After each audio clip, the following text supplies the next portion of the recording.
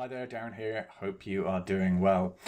Welcome to this very quick introduction to our heat transfer simulations. These heat transfer simulations are available in your browser in HTML and JavaScript.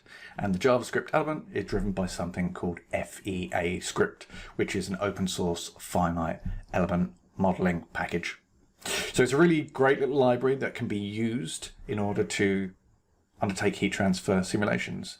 We've adopted it for a specific use case for the construction of building elements, and we've been doing some testing based on things such as wall-to-roof junctions and wall-to-wall junctions in order to effectively see how it handles heat transfer simulations. And it does it extremely well for a package that is just effectively JavaScript. So big props to the guys over at FEA Script because they've done a fantastic job. Now, what does it actually do? What does our tool do? Well, our tool does multiple things, and it's expanded over time a wee bit. First of all, what it does is it either takes temperature from outside to inside and does a heat transfer simulation. A bit like Therm, something like that, a steady state heat transfer simulation. It also does a dynamic simulation. It's a simulation that is based on external boundary conditions from an EPW file. So from a climate file or a weather file, depending on your definition of it. And you can undertake simulation over time with that method. But you can also do U-value assessments and even preliminary psi value assessments. So I'm going to jump into the tool now and give you 2 or 3 minutes based on what it does by way of an introduction, and then provide a few more videos so you can dive in and use it yourself.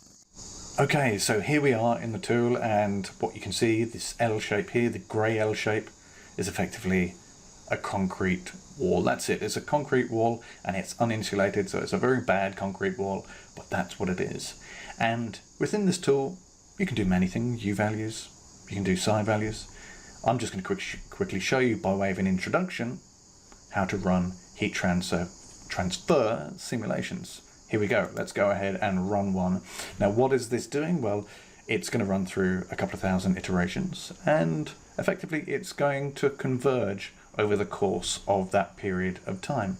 And we're going to transfer the temperature profile from cells to cells to cells in order to understand what the corresponding changes of the internal temperature profile based on the exterior, being 0 degrees in this particular case.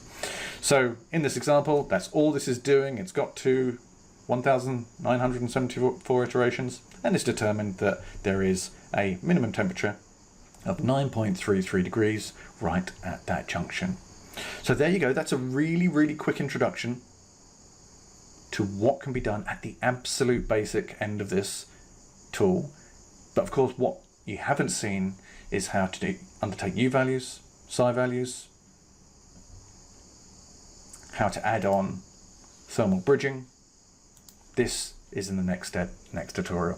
So I'm going to leave it there. If you want to go ahead and grab the tool, let me quickly show you where it is.